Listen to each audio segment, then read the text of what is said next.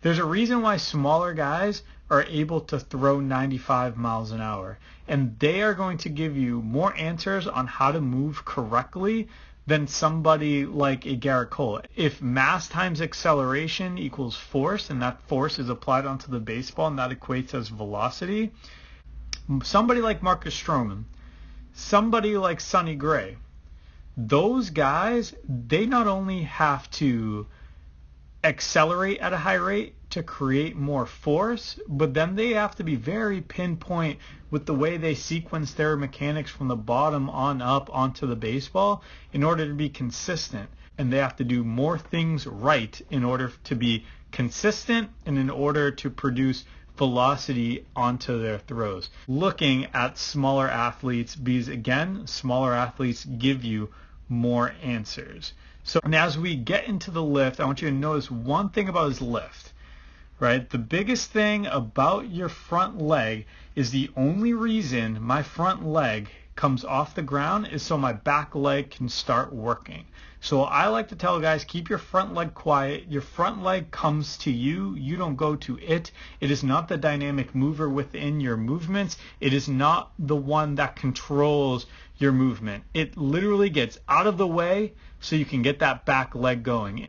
Your back leg and your back hip and pelvis and hips, all of that should be beginning to coil, create tension, and begin its descension and drift towards the target, which in this case is home plate. His ability to sit into the back leg is unbelievable. Okay, so sitting into the back leg is pretend like your glutes are sitting into a chair. So if I were to make a chair right here, well, let's do just a regular line. If I were to make a chair and he has to sit down in that chair, he's doing his best with that back leg to sit down into that chair. So that's sitting into your back hip, your back leg, your back glute. And he's doing just that. On top of that, because your hips are drifting backwards, right, because you're sitting down, in order to balance that out, that front leg has to be out in front of your face. And the more that front leg is out in front of your face, the better your body can be balanced throughout its delivery.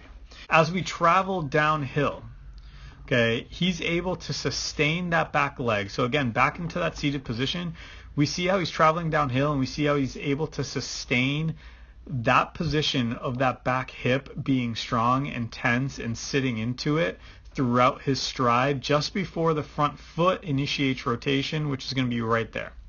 Okay, so the front foot begins its rotation there. The second that front foot starts initiating rotation, then the back leg can come into internal rotation and start really rotating towards home plate. But prior to that happening, you want to be able to sit into this glute and travel towards home plate for as long as possible, keeping that back leg externally rotated towards second base.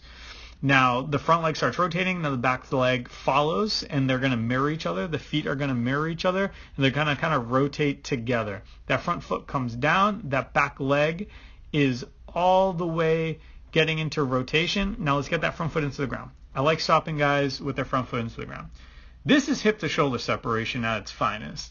We see that his hips are beginning to really fire open, but his arm is still back. His arm and his shoulders are still closed off. His chest is still parallel to the third baseman right now. Okay, now the rotation ensues now. Okay, so as the torso starts rotating, then that arm starts getting into layback and into the throwing zone. So again, set that 45-degree angle. The torso starts rotating, and as that torso starts rotating, the arm starts traveling back into that 90 degrees and getting into the throwing zone. So in terms of sequence and rotation, the feet go first, then the shin, then the knees, then the femurs, then the hips, right? And then the upper half resists all of that rotation. It resists it, and it stays parallel towards the third baseman, and then it, boom, fires through. Right, that upper half fires through because it has no choice now. The legs have already committed, the hips have already committed. The upper half is just a byproduct. The rotation of the upper half is just a byproduct of the rotation of the lower half. Right, so all of that, boom, fires through into pitch release. We get to pitch release. We see a good, stiff, firm front leg. We see the hips are open and towards the catcher. We see as the pitch is released, He continues his rotation. As we see here, we're going to start seeing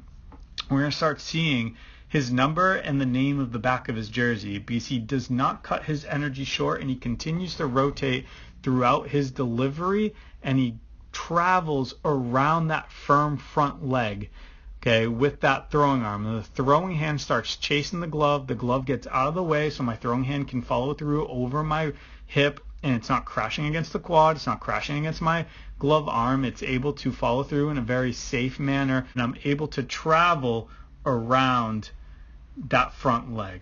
So again, his ability to move with his ability to be creative as well. He is the king, I would say, of throwing off timing towards hitters, which at the end of the day is the goal. But if you can do that at 95, and you can do it with command, and you can do it safely, those should be your motives and those should be your goals